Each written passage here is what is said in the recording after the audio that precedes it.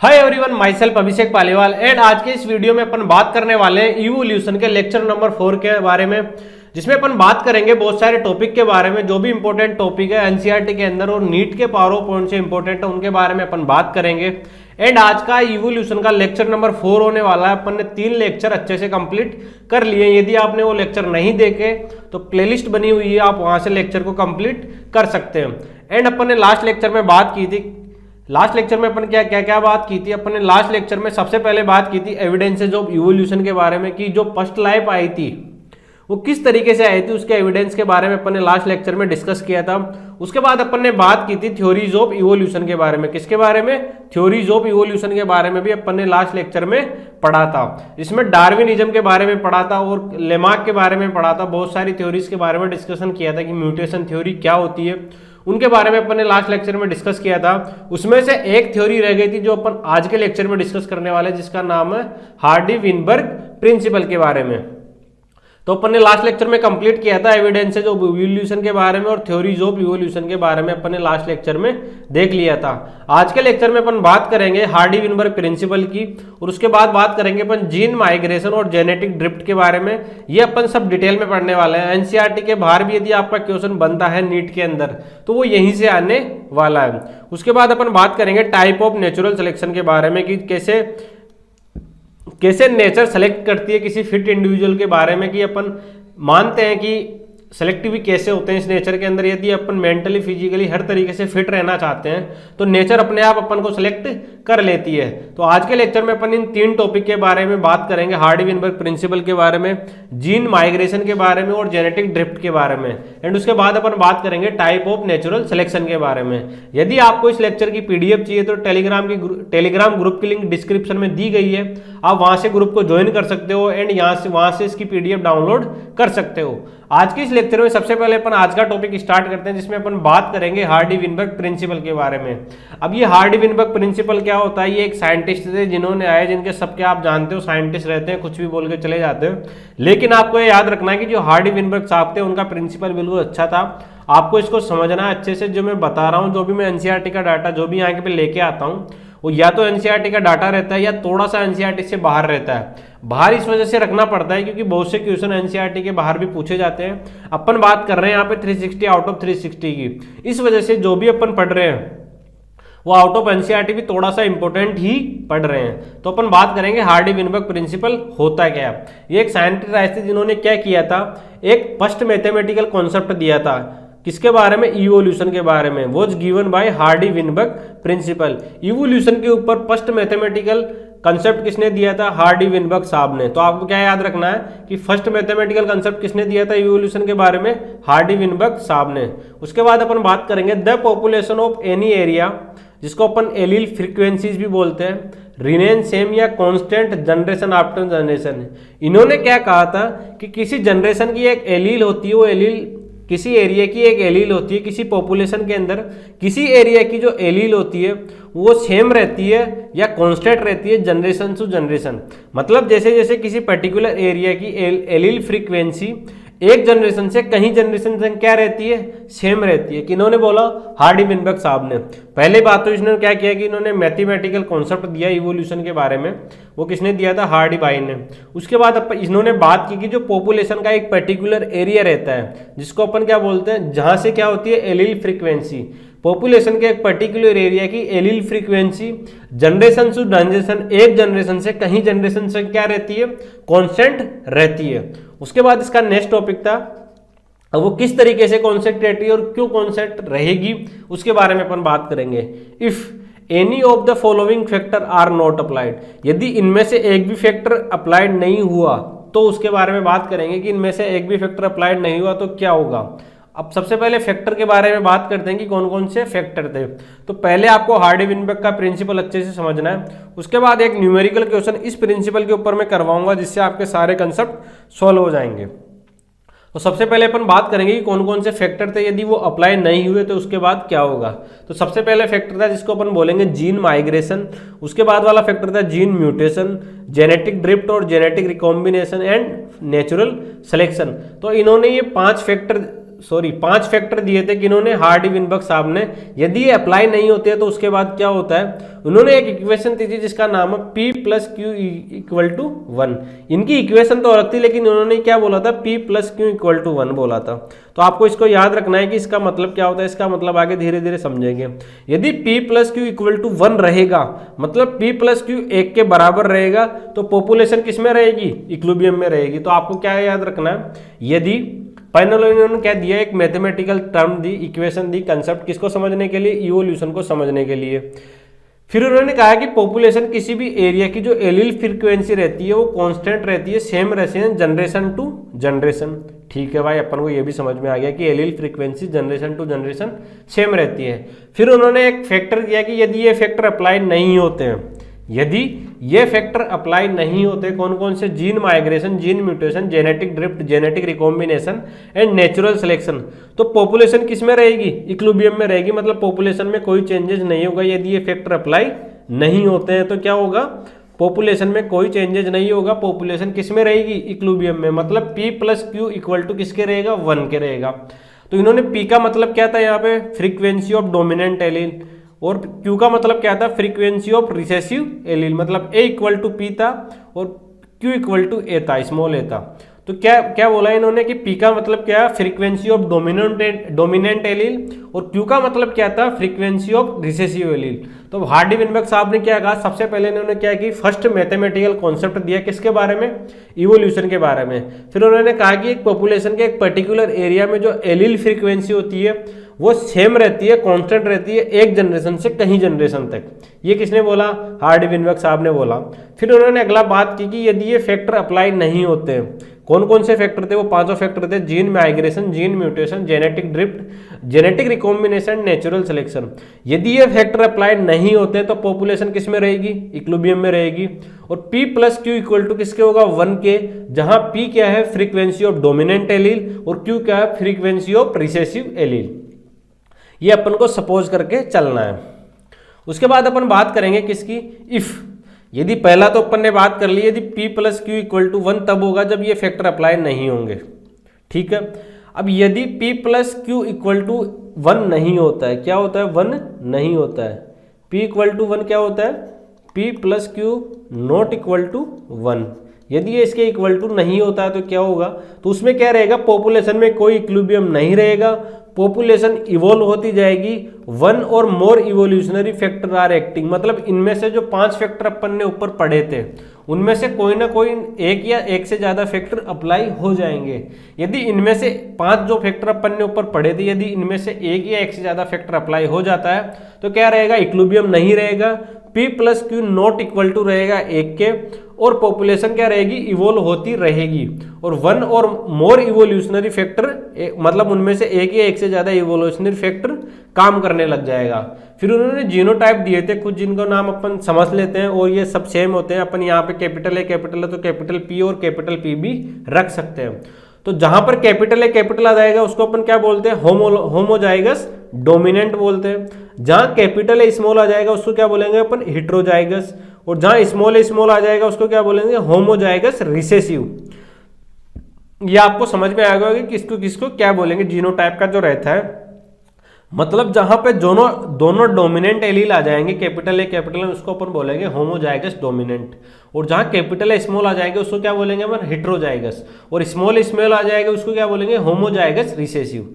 तो ये आपको हार्डी विनबर्ग की ये बात समझ में आएगी कि पहले जो यदि कोई भी फैक्टर अप्लाई नहीं होता है तो P plus Q equal to 1 होगा, मतलब पॉपुलेशन इक्विलिब्रियम में रहेगी, पॉपुलेशन में कोई चेंज नहीं रहेगा, मतलब पॉपुलेशन कांस्टेंट रहेगी, मतलब पॉपुलेशन में ग्रोथ नहीं होगी।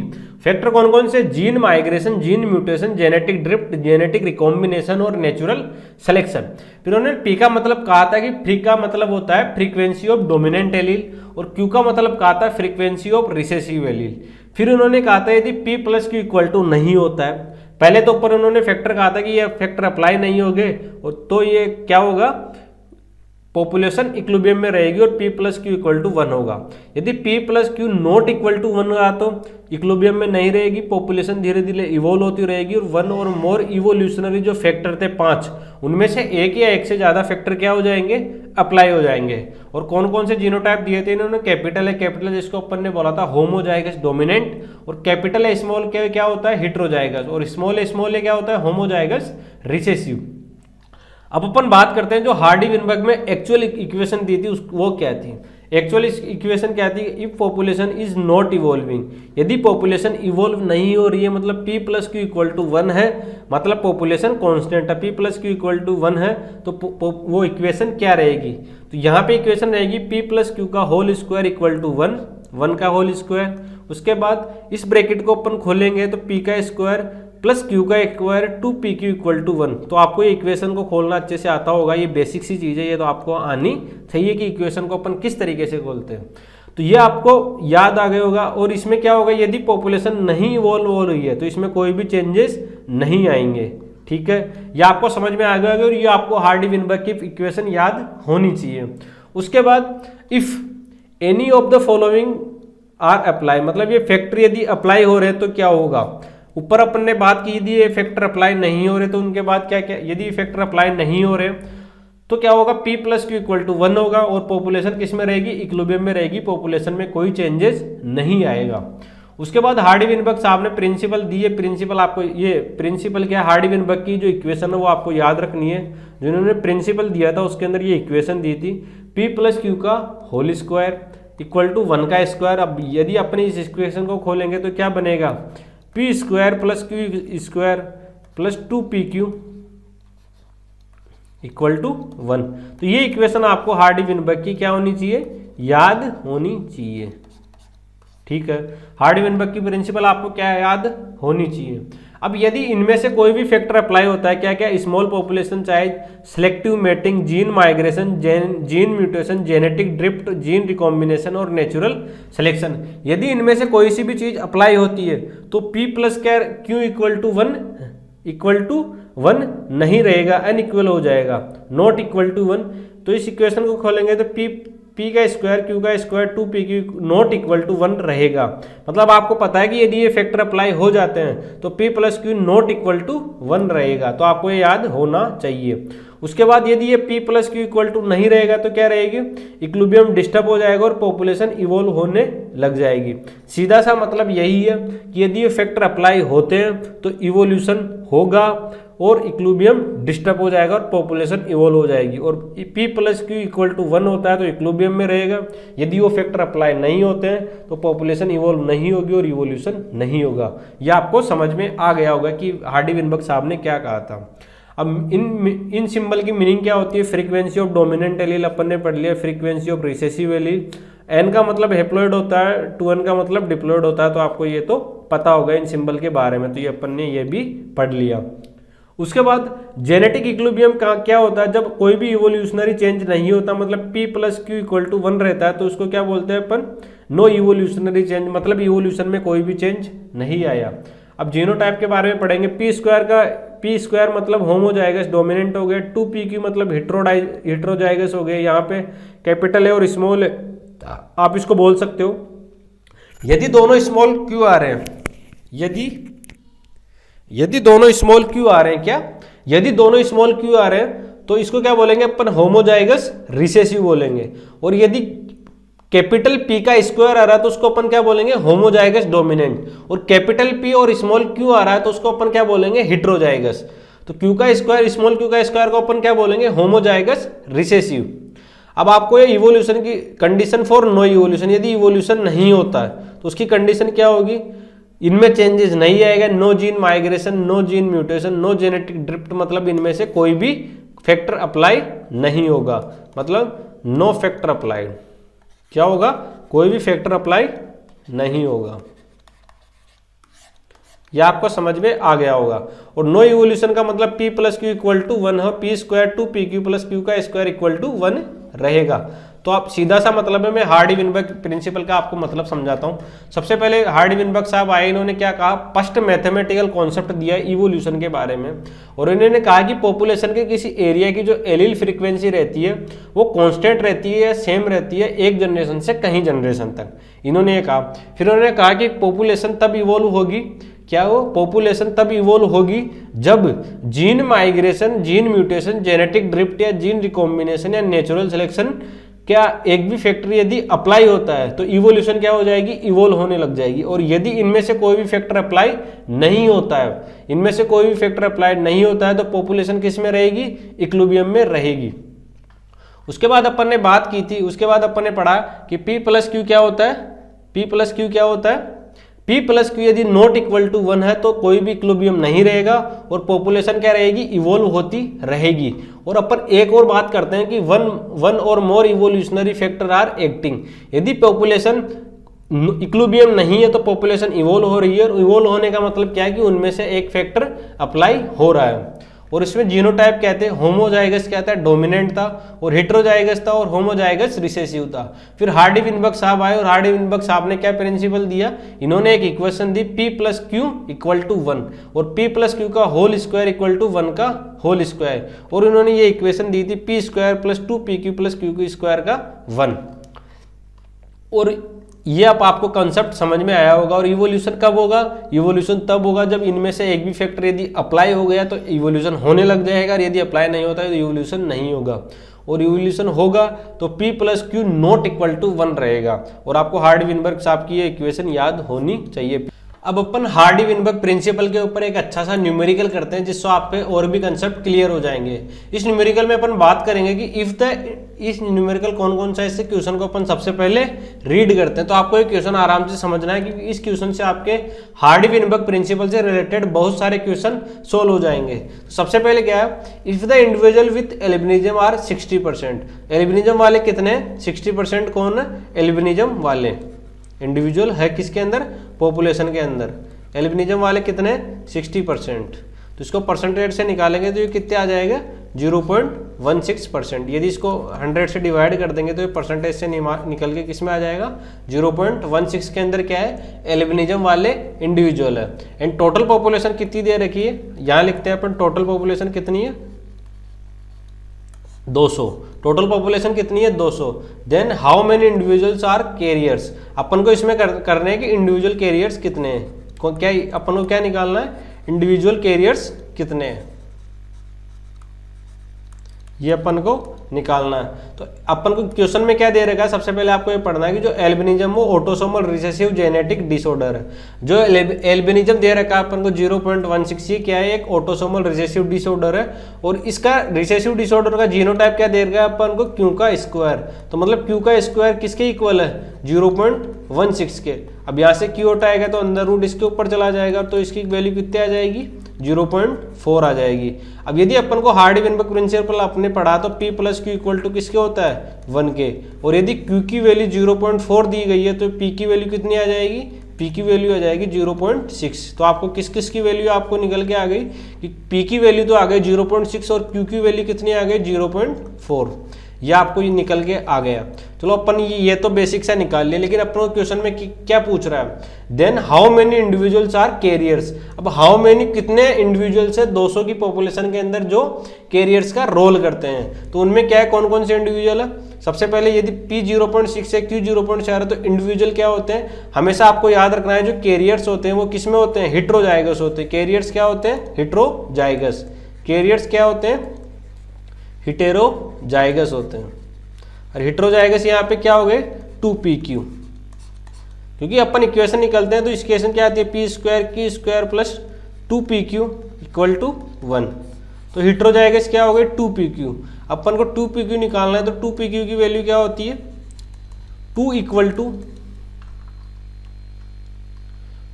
P की वैल्यू कितनी दे रखी है, कितनी, 0.6 और Q की वैल्यू 0.4।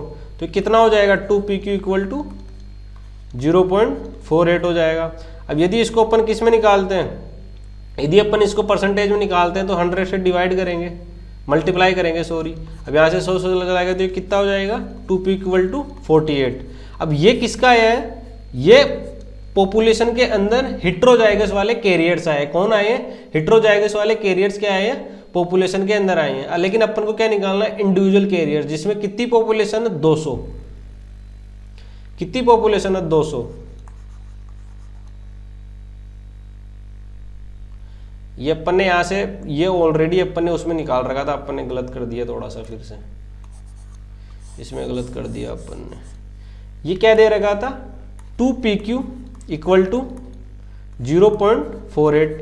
ये अपन का 2pq निकल के आ गया, मतलब इंडिविजुअल किसके अंदर निकल के आ गया? ये पॉपुलेशन के अंदर। अब अपन क्या करेंगे इसको, यदि ये तो पॉपुलेशन के अंदर क्या है? हेट्रोजाइगस है, लेकिन अपन को किस में निकालना है? 200 की पॉपुलेशन में इंडिविजुअल निकालने, मतलब पर्टिकुलर इंसान के लिए निकालने हैं। आपको यहां तक तो समझ में आ गया होगा कि 2pq इक्वल टू 0.48 है। अब अपन को क्या निकालना है? पॉपुलेशन कितनी दे रही है? 200 के अंदर निकालना है। तो अपन को इसके क्या क्या करना है? 200 से मल्टीप्लाई करना है किसको? 2pq को। तब क्या आएगी? इंडिविजुअल के आ जाएंगे 0.48 इंटू 200। अब यहाँ से पॉइंट हटेगा, नीचे 0 जाएगी, ये 0 से 0 गए तो कितने आ गए? 2pq इक्वल टू 96 सॉरी, ये 96 इसका आंसर हो गया। क्या हो गया? अब ये क्या निकल के आए? How many individuals are carrier for albinism. Carriers तो यही निकल के आ गए थे 0.48, लेकिन अपन को क्या निकालना था? 200 की पॉपुलेशन में निकालना था इंडिविजुअल कैरियर्स। तो ये कितने आ गए? 96 आ गए। तो ये आपको न्यूमेरिकल समझ में आया होगा कि सबसे पहले अपन ने इसमें क्या देखा था कि एल्बिनिज्म अपन को 16% दे रखे थे, और 16% एल्बिनिज्म दे रखे थे। क्वेश्चन में दे रखा था कि एल्बिनिज्म क्या है? एक ऑटोसोमल रिसेसिव डिसऑर्डर है, और रिसेसिव जीनोटाइप क्या होते हैं? क्यू का स्क्वायर। तो अपन ने पहले यहाँ से क्यू की वैल्यू निकालनी, उसके बाद क्यू की वैल्यू निकलने के बाद ये जो हार्डी-वेनबर्ग प्रिंसिपल था उसकी इक्वेशन से अपन ने पी की वैल्यू भी निकालनी। तो पी प्लस क्यू निकल गया। अब अपन को पता था जो कैरियर्स होते हैं वो क्या होते हैं? हेट्रोजाइगस होते हैं। तो ये 2pq के इक्वल हो गया। तो p की q की वैल्यू निकली, तो अपन को कैरियर्स निकल गए कितने? 0.48। अब अपन को 200 की पॉपुलेशन में इंडिविजुअल निकालने थे। क्या निकालने थे? इंडिविजुअल कैरियर्स निकालने थे। तो कितने हो गए? 200 से अपन ने मल्टीप्लाई कर दिया इसको, तो कितने आ गए? 96 आ गए। तो आपको ये न्यूमेरिकल समझ में आया होगा। तो आपको क्या याद रखना है? आपको हार्डी-वेनबर्ग प्रिंसिपल में ये इक्वेशन एक अच्छे से याद होनी चाहिए, और ये याद होना चाहिए कि इवोल्यूशन कब नहीं होगा। इवोल्यूशन तब नहीं होगा जब p plus Q equal to 1 होगा, और ये एक भी फैक्टर अप्लाई नहीं होगा। कौन किन में से? ये फैक्टर एक भी अप्लाई नहीं होगा। नो, ये कोई भी अप्लाई नहीं होने चाहिए। No factor apply for no evolution. और p प्लस क्यू तभी इक्वल टू होगा 1 के, मतलब इवोल्यूशन इक्विलिब्रियम में रहेगा।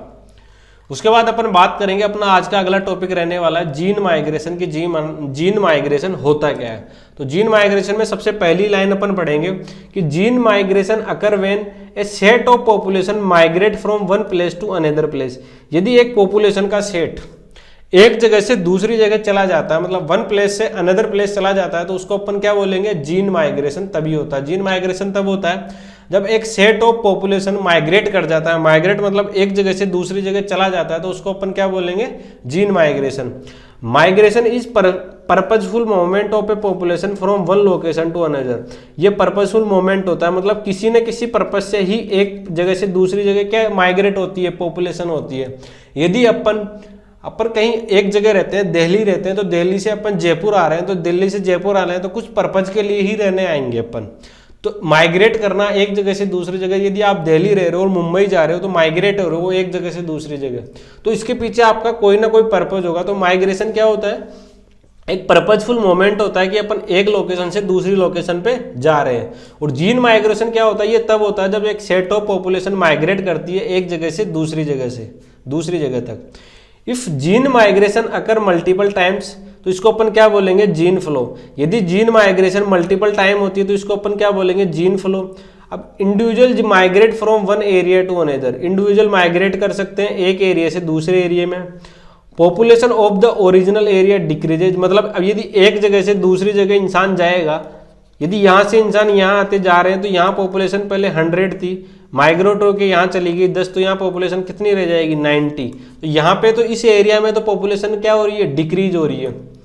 दे move to place where food and living condition are better. अपन एक जगह से दूसरी जगह क्यों जाते हैं? या तो अपन को फूड या लिविंग कंडीशन क्या मिल रही हो, पहले से बेहतर मिल रही हो, इस वजह से अपन एक जगह से दूसरी जगह क्या हो जाते हैं, माइग्रेट हो जाते हैं। यदि अपन किसी ढाबे पे खाना खाते हैं, किसी रेस्टोरेंट या कैफे में कुछ कॉफी वगैरह पीते हैं, तो अपन एक कैफे छोड़ के दूसरा कैफे में क्यों जाते हैं? या तो अपन वहां पे आपको क्या मिल रही होगी, बेटर क्वालिटी मिल रही होगी। A new area is there for acquired. अपन एक जगह से दूसरी जगह जाएंगे तो नया एरिया अपन ऑक्यूपाइड कर लेंगे। तो सीधा सा मतलब क्या है जीन माइग्रेशन का? जीन माइग्रेशन तब होता है जब एक सेट ऑफ पॉपुलेशन माइग्रेट करता है एक जगह से दूसरी जगह में। और ये माइग्रेशन क्या होता है? एक पर्पसफुल मूवमेंट होता है, मतलब अपन किसी पर्पज से एक जगह से दूसरी जगह जाते हैं। माइग्रेशन अकर होता है, यदि माइग्रेशन मल्टीपल टाइम हो रहा है तो उसको अपन क्या बोलेंगे, जीन फ्लो बोलेंगे। यदि माइग्रेशन बार बार हो रहा है तो उसको अपन क्या बोलेंगे, जीन फ्लो बोलेंगे। और इंडिविजुअल माइग्रेट कर रहे हैं one area to another, individual भी माइग्रेट कर सकते हैं। पॉपुलेशन ऑफ ओरिजिन, यदि एक जगह से दूसरी जगह आप माइग्रेट कर रहे हो तो जो पॉपुलेशन होगी ओरिजिनल एरिया की वो क्या होगी, डिक्रीज हो जाएगी। They move to a place where food and living condition are better. अपन माइग्रेट वहीं करेंगे जहां फूड और लिविंग कंडीशन अपन को क्या मिलेगी, बेटर मिलेगी। और एक न्यू एरिया ऑक्यूपाइड हो जाएगा नई जगह पे। तो आपको जीन माइग्रेशन समझ में आया होगा। उसके बाद अपन बात करेंगे जेनेटिक ड्रिफ्ट की या सी वोल राइट इफेक्ट की। तो अपन बात करते हैं जेनेटिक ड्रिफ्ट की।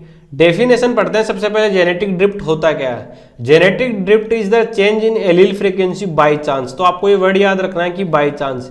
यदि किसी जेनेटिक ड्रिफ्ट क्या होता है, यदि किसी एलील की फ्रीक्वेंसी में चेंज आ रहा है बाय चांस, मतलब अपने आप आ रहा है, एकदम से चेंज आ रहा है, बाय चांस आ रहा है, मतलब कोई पर्पसफुल ही नहीं है, अपने आप ही किसी बाय चांस तरीके से उसमें क्या आ रहा है, जीन की एलील की फ्रीक्वेंसी में चेंज आ रहा है, बाय चांस आ रहा है, तो उसको अपन क्या बोलेंगे, जेनेटिक ड्रिफ्ट बोलेंगे। अब इसका एग्जांपल आप समझ सकते हो, select any ball from A group. एक ग्रुप है उसमें से आप कोई सी भी बॉल सेलेक्ट करो। The selected ball is chosen by chance. ये बाय चांस ही सेलेक्ट की गई है, एक चांस इवेंट, अपन को थोड़ी ना पता था वो बॉल बाहर निकल के आएगी। यदि किसी बॉक्स या ग्रुप के अंदर कितनी बॉलें रखी हुई है, 10 बॉल रखी हुई है, तो उनमें से अपन कोई भी बॉल सेलेक्ट करके निकाल रहे हैं ऐसे, तो बाय चांस ही तो आ रही है, अपना कोई पर्पज नहीं है उसको निकालने का। तो जेनेटिक ड्रिफ्ट में आपने क्या समझा कि जेनेटिक ड्रिफ्ट में चेंज हो रही है एलील फ्रीक्वेंसी बाय चांस, अपना कोई चांस नहीं है उसको चेंज करने का, लेकिन बाय चांस क्या हो रही है, जेनेटिक ड्रिफ्ट में एलील फ्रीक्वेंसी चेंज हो रही है। और उसका एग्जांपल अपन ने पढ़ लिया, किसी एक बॉल में से आप किसी ग्रुप में से आप एक बॉल को निकालते हो, तो आप जो भी बॉल चूज कर रहे हो उसको बाय चांस कर रहे हो, आपका कोई पर्पज नहीं है उसको चूज करने का। उसके बाद अपन पढ़ेंगे कि जेनेटिक ड्रिफ्ट होती है वो मेनली 2 वे में होती है। सबसे पहला अपन पढ़ेंगे उसमें फाउंडर इफेक्ट्स। उसके बाद अपन बात करेंगे बोटलनेक इफेक्ट की, कि फाउंडर इफेक्ट्स क्या होता है। फाउंडर इफेक्ट्स में बात करेंगे कि यदि कोई इवेंट बाय चांस हो रहा हो और किसी एक स्मॉल पॉपुलेशन के अंदर हो रहा हो और एक पर्टिकुलर न्यू एरिया के अंदर हो रहा हो, जहाँ पे जीन फ्रीक्वेंसी क्या हो रही है, चेंज हो रही है, समटाइम्स एक कंप्लीटली न्यू पॉपुलेशन भी फॉर्म हो रही है। कहाँ पे? यदि फाउंडर इफेक्ट्स क्या होता है, यदि ये बाय चांस इवेंट हो रहा है, सबसे पहले पढ़ा आपने कि जेनेटिक ड्रिफ्ट का टाइप है कौन, फाउंडर इफेक्ट्स और बोटलनेक इफेक्ट्स। तो सबसे पहले क्या हो रहा है, यदि उसमें बाय चांस किस में हो रहा हो, जीन की एलील की फ्रीक्वेंसी में चेंज हो रहा हो, वो किसी छोटी सी पॉपुलेशन के अंदर हो रहा हो और वह एक न्यू एरिया जनरेट कर रहा हो, उसके बाद द जीन फ्रीक्वेंसी उसमें चेंज हो रही हो, और समटाइम्स कभी कभी क्या हो रहा है उसमें एक कंप्लीटली न्यू पॉपुलेशन ही फॉर्म हो रही है। यदि किसी के अंदर जीन फ्रीक्वेंसी चेंज हो रही है और उससे एकदम से नई पॉपुलेशन का फॉर्मेशन हो रहा है, किसके अंदर कभी कभी नई पॉपुलेशन का फॉर्म हो रहा, तो उसको अपन क्या बोलेंगे, फाउंडर्स इफेक्ट। फाउंडर इफेक्ट्स किसे बोलेंगे, यदि कोई जीन फ्रीक्वेंसी में बाय चांस चेंजेज हो रहा हो और किसी स्मॉल पॉपुलेशन एक नए एरिया में पहुंच गई हो और उसमें जीन फ्रीक्वेंसी भी चेंज हो रही हो और कभी कभी क्या होता है न्यू पॉपुलेशन फॉर्म हो रही है एकदम से। तो इसके एग्जाम्पल क्या हो गए, इसके एग्जाम्पल हो गए डार्विन फिंचेज, और बेस्ट एग्जाम्पल क्या हो गया फाउंडर इफेक्ट का एडेप्टिव रेडिएशन। क्या हो गया बेस्ट एग्जाम्पल, एडेप्टिव रेडिएशन। तो आपको फाउंडर इफेक्ट समझ में आएगा जो एक जेनेटिक ड्रिफ्ट का पार्ट है। तो जेनेटिक ड्रिफ्ट क्या होता है कि किसी जेनेटिक ड्रिफ्ट किसी एलील की फ्रीक्वेंसी में चेंज आ रहा है बाय चांस, तो उसको अपन क्या बोलेंगे, जेनेटिक ड्रिफ्ट। जिसका एग्जांपल अपन ने बात की कि किसी ग्रुप से आप एक बॉल को निकालोगे तो जो बॉल आपने निकाली है वो एक तरीके से बाय चांस निकाली है, मतलब आपका उसको निकालने का कोई पर्पज नहीं था। फिर अपन ने बात की कि जेनेटिक ड्रिफ्ट होता है वो 2 वेज में होता है। सबसे पहले अपन ने बात की फाउंडर इफेक्ट्स की। फाउंडर इफेक्ट्स में क्या हो रहा है, आप बाय चांस किसी चीज़ को निकाल रहे हो और फिर उसमें क्या हो रहा है, जेनेटिक जीन फ्रीक्वेंसी चेंज हो रही है और समटाइम्स क्या हो रहा है एक नई पॉपुलेशन भी फॉर्म हो रही है। तो ये किस में हो रहा था, ये डार्विन फिंचेस का एक एग्जांपल है जिसमें भी हो रहा था, जहाँ पर वो बिग्स की क्या है नई नई चीज़ें ईट कर रही थी, कोई ईटिंग सीड ईटिंग कर रहा था, कोई इंसेक्ट ईटिंग कर रहा था, तो ये किस में हो रहा था, डार्विन फिंचेस के अंदर। उसके बाद उसका बेस्ट एग्जाम्पल क्या, फाउंडर इफेक्ट्स का एडेप्टिव रेडिएशन। उसके बाद अपन सेकंड वे पढ़ेंगे, क्या पढ़ेंगे, बोटल नेक इफेक्ट, जो कोज होता है एक सडन इवेंट होता है, जिसमें क्या होता है, फ्लैश फ्लड, मतलब कभी भी क्या हो जाता है, मतलब फ्लैश फ्लड हो जाता है और वोल्केनिक इरप्शन हो जाता है और क्या हो जाता है, अर्थक्वेक आ जाता है। तो बोटल नेक इफेक्ट किसकी वजह से होता है, कोई सडन इवेंट हो रहा है जिसमें फ्लैश फ्लड हो रहा हो, वोल्केनिक इरप्शन हो रहा है, अर्थक्वेक आ रहा हो, मतलब ये ऐसे चीजें हो रही है जो अपने कंट्रोल में नहीं है, अपने आप अचानक से कोई इवेंट हो रहा हो, जिसको अपन क्या बोलेंगे, बोटल इफेक्ट के इफेक्ट।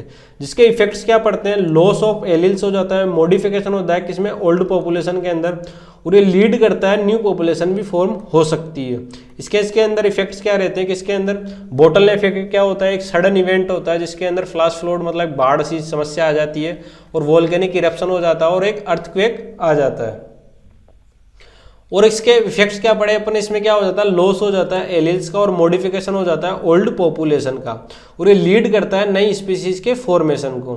और इसके एग्जांपल क्या है, एक्सटिंक्शन ऑफ डायनासोर, मतलब डायनासोर भी एक्सटिंक्ट हो गए, और एक्सटिंक्शन ऑफ चीता फ्रॉम ए कंट्री, चीता भी अपनी कंट्री से, एक कंट्री से क्या हो गए, एक्सटिंक्ट हो गए। तो बोटल नेक इफेक्ट आपको समझ में आया होगा कि कैसे होता है। ये एक सडन इवेंट होता है जिसका अपन को कोई पता नहीं रहता है, पहले फ्लैश फ्लड की वजह से होता है और इसमें वोल्केनिक इरप्शन होता है और अर्थक्वेक भी आता है। और इसके इफेक्ट क्या है, इसमें लॉस होता है एलिल्स का, मॉडिफिकेशन होता है ओल्ड पॉपुलेशन के अंदर और न्यू पॉपुलेशन का अंदर, इसके अंदर क्या होता है, फॉर्मेशन होता है। इसके एग्जांपल क्या है, एक्सटेंशन ऑफ डायनासोर और एक्सटेंशन ऑफ चीता फ्रॉम ए कंट्री। तो अपन ने ऊपर क्या क्या पढ़ा, अपन ने सबसे पहले बात की थी किसकी, जीन माइग्रेशन की। जीन माइग्रेशन क्या होता है, यदि जीन माइग्रेशन अकर व्हेन एक सेट ऑफ पॉपुलेशन माइग्रेट कर रही है एक प्लेस से दूसरे प्लेस में, और ये क्या होता है, एक पर्पजफुल मूवमेंट होता है जीन माइग्रेशन। अब जीन माइग्रेशन मल्टीपल टाइम हो रहा है तो उसको अपन ने क्या बोला, जीन फ्लो। अब ये इंडिविजुअल के अंदर भी होता है जहाँ एक जगह से दूसरी जगह माइग्रेट करती है, और पॉपुलेशन ऑफ ओरिजिनल एरिया जहाँ से माइग्रेट करके दूसरी जगह जा रहा है तो जो पहले वाला एरिया था वो तो डिक्रीज होगा ही होगा, सीधी सी बात है।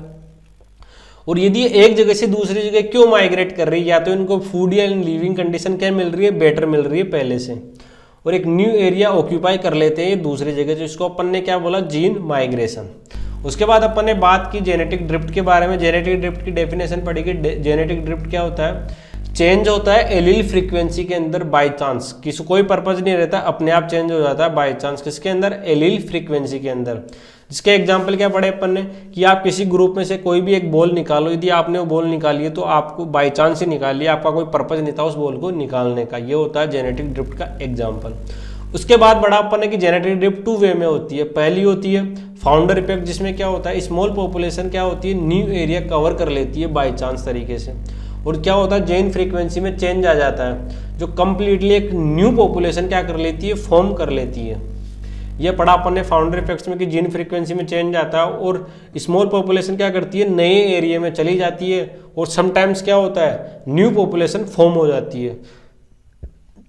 जिसके एग्जाम्पल बात की थी अपन ने डार्विन फिंचेज, जो क्या करता है, एक आइसलैंड्स पे जाके फिंचेज अलग अलग तरीके से, कोई सीड ईटिंग होती है, कोई इंसेक्ट ईटिंग होती है, इस तरीके से डार्विन फिंचेज क्या करती है, अपना नई चीज़ें चेंजेस कर लेती है।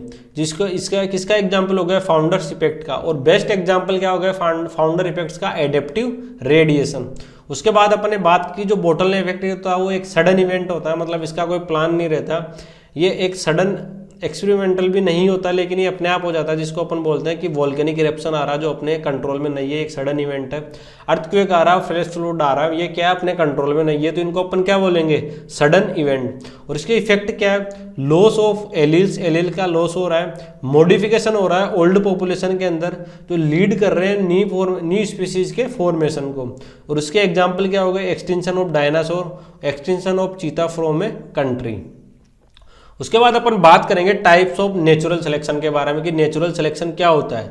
तो सबसे पहले अपन टाइप पढ़ेंगे, तो उससे पहले अपन नेचुरल सिलेक्शन की डेफिनेशन पढ़ लेते हैं कि nature select the reproductively fit individual which leaves more spring progeny. ये अपन ने लास्ट लेक्चर में भी बात की थी डार्विनिज्म के थ्योरी के अंदर। तो डार्विनिज्म की theory, theory of natural selection, उसमें भी अपन बात की थी कि नेचर उसको सेलेक्ट करता है जो रिप्रोडक्टिवली फिट और इंडिविजुअल होता है, और वो सबसे ज़्यादा प्रोजेनी प्रोड्यूस कर सकता है। तो उसको नेचर ने क्या बोला था, फिट इंडिविजुअल बोला था, कि जो सबसे ज़्यादा रिप्रोडक्टिवली फिट ऑर्गेनिज्म वही रहेगा जो सबसे ज़्यादा प्रोजेनी प्रोड्यूस करेगा।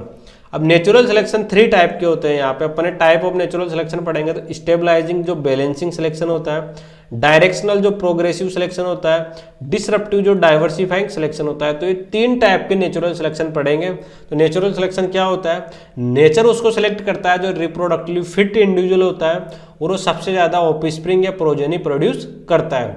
और नेचुरल सिलेक्शन 3 टाइप के होते हैं, स्टेबलाइजिंग जिसको अपन बैलेंसिंग सिलेक्शन भी बोलते हैं, डायरेक्शनल जिसको अपन प्रोग्रेसिव सिलेक्शन बोलते हैं, और डिसरप्टिव जिसको अपन डाइवर्सिफाइंग सिलेक्शन भी बोलते हैं। तो सबसे पहले अपन बात करेंगे स्टेबलाइजिंग सिलेक्शन की, स्टेबलाइजिंग सिलेक्शन या बैलेंसिंग सिलेक्शन की। नेचर सेलेक्ट करता है इंडिविजुअल विथ मीन या एवरेज कैरेक्टर, उसकी मीन या एवरेज कैरेक्टर वैल्यू को सिलेक्ट करता है, ना कि इधर की ना इधर की, बीच की मेन एवरेज वैल्यू को सिलेक्ट करता है। किसके अंदर? स्टेबलाइजिंग या बैलेंसिंग सिलेक्शन के अंदर। जिसके एग्जाम्पल हो गए average height in the human population, किसी पॉपुलेशन के अंदर ह्यूमन की एवरेज हाइट को सिलेक्ट करेगा। और birth weight of human baby, जब अपन कहीं आपने चार्ट देखा होगा कि 7 साल के बेबी या 2 साल के बेबी या 1 साल के बेबी का वेट इतना होना चाहिए, तो वो क्या निकाला जाता है? वो उसका मीन या एवरेज निकाला जाता है। The average phenotype is favour while extreme phenotype are eliminated. ये इस तरीके से होता है, जो ये इस तरीके से ग्राफ बनता है, जिसका मीन रहता है वो तो क्या हो जाता है? सेलेक्ट रह जाता है, जो एक्सट्रीम रहता है वो गलत रहता है। अपन बाद में इस डायग्राम से भी इसको समझेंगे कि किस तरीके से स्टेबलाइजिंग सिलेक्शन क्या होता है। तो इसमें अपन साथ के साथ समझ के चलते हैं कि स्टेबलाइजिंग सिलेक्शन क्या होता है, जिसको अपन बैलेंसिंग सिलेक्शन भी बोलते हैं। इसमें क्या रहता है? एवरेज फिनोटाइप तो क्या रहता है? सेलेक्ट रहता है, और एक्सट्रीम आर एलिमिनेटेड। तो ये किस तरीके से होता है? ये स्टार्टिंग की कंडीशन रहती है, जिसमें आफ्टर सिलेक्शन क्या होता है? जो इसका एवरेज रहता है वो तो क्या हो जाता है? सिलेक्ट हो जाता है, और जो एक्सट्रीम रहता है वो एलिमिनेटेड हो जाता है। जिसके अपन ने एग्जांपल में बात की थी ह्यूमन बर्थ वेट और ह्यूमन हाइट के बारे में। तो आपको स्टेबलाइजिंग सिलेक्शन या बैलेंसिंग सिलेक्शन आया होगा कि किस तरीके से इसमें सेलेक्ट करते हैं। बैलेंसिंग सिलेक्शन या स्टेबलाइजिंग सिलेक्शन में अपन किस तरीके से नेचर में सेलेक्ट किया जाता है, उसका एक मीन एवरेज निकाला जाता है, और एक्सट्रीम को अपन क्या करते थे? एलिमिनेट कर देते हैं। जिसके एग्जांपल है ह्यूमन बर्थ वेट और ह्यूमन हाइट।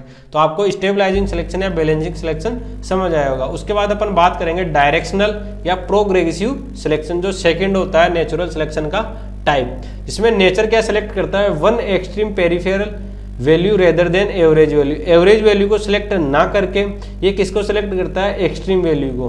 मतलब ऐसे एक ये स्टार्टिंग का ग्राफ था, इसमें ये एवरेज वैल्यू को सिलेक्ट नहीं करके क्या करता है? एक एक्सट्रीम वैल्यू को सिलेक्ट कर लेता है। किसके अंदर? डायरेक्शनल, मतलब एक पर्टिकुलर डायरेक्शन के अंदर ही एक एक्सट्रीम वैल्यू को सिलेक्ट करता है। आपको नाम से समझ में आ रहा होगा कि डायरेक्शनल और प्रोग्रेसिव, तो एक पर्टिकुलर डायरेक्शन के अंदर ही एक वैल्यू को सेलेक्ट करता है, जिसको अपन वन एक्सट्रीम या पेरिफेरल वैल्यू बोलते हैं। इसके एग्जांपल हो गए cattle breeding, production of more lactating cow, industrial melanism induced due to human activity. इसको क्या क्या बोलते हैं? डायरेक्शनल सिलेक्शन या प्रोग्रेसिव सिलेक्शन भी बोलते हैं। इसको अपन इस डायग्राम से समझते हैं। ये ओनली वन एक्सट्रीम फिनोटाइप को क्या करता है? सेलेक्ट करता है, और कर्व शिफ्ट होता है वन डायरेक्शन के अंदर। ये एक ही डायरेक्शनल शिफ्ट में क्या होता है? सीधे नाम से पता चल रहा है कि एक पर्टिकुलर डायरेक्शन में कर्व शिफ्ट होगा, और ये एक वन एक्सट्रीम फिनोटाइप को ही सिलेक्ट करेगा। मतलब ये इसी को ही सिलेक्ट करेगा जो एक साइड में एक्सट्रीम लेवल पे होगा। इसके एग्जाम्पल हो गए industrial मिलेनिज्म, antibiotic resistant, long neck of giraffe और हाई मिल्क प्रोड्यूसिंग केटल। ये किसके हो गए? डायरेक्शनल सिलेक्शन के, जो एक पर्टिकुलर डायरेक्शन में होता है। उसके बाद थर्ड अपन ने बात की थी डिसरप्टिव या डाइवर्सिफाइंग सिलेक्शन। ये क्या होता है? बोथ एक्सट्रीम लेवल पर पेरिफेरल वैल्यू पर सेलेक्ट होती है, जो इसमें देखा गया होगा कि ये दोनों साइड की एक्सट्रीम वैल्यू पर सेलेक्ट होती है, और जो बीच की मेन वैल्यू होती है उसको ये रिजेक्ट कर देती है, मतलब वो सिलेक्ट नहीं होती। The intermediate average individual are selected against, इनके अगेंस्ट रहते हैं। जो इंडिविजुअल रहता है, जो इंटरमीडिएट रहता है, वो इन दोनों की बोथ की स्ट्रिंग, मतलब दोनों साइड की एक्सट्रीम वैल्यू के क्या रहता है? अगेंस्ट रहता है। और इसमें क्या रहता है? Two peak are form in the population curve. इसमें क्या रहती है? दो पॉपुलेशन कर्व में इनकी पीक सेलेक्ट होती है, दो पीक सेलेक्ट होती है दोनों साइड की एक्सट्रीम वैल्यू की। बीच में बन जाएगा जिसमें पॉपुलेशन कर्व आ जाएगा, जिसमें दोनों साइड की एक्सट्रीम वैल्यू सेलेक्ट हो जाएगी, और रिजल्ट क्या आ जाएगा? डाइवर्सिफिकेशन। और एग्जाम्पल क्या है? Both extreme phenotype survive leading to increase variation. ये दोनों क्या करती है? जो फिनोटाइप वैल्यू रहती है वो क्या करती है? वेरिएशन इंक्रीज कर देती है। आपको डिसरप्टिव सिलेक्शन या डाइवर्सिफाइड सिलेक्शन का एग्जांपल समझते हैं। बहुत एक्सट्रीम वैल्यू क्या रहती है इसमें सेलेक्ट हो जाती है और एवरेज फिनोटाइप क्या रहता है, बीच का जो एवरेज रहता है वो क्या रह जाता है, एलिमिनेट हो जाता है और दोनों साइड की जो एक्सट्रीम वैल्यू है वो सिलेक्ट हो जाती है। और इसके एग्जांपल क्या है, अफ्रीकन सीड क्रैकर फिंच में lead to formation of 2 population specimen.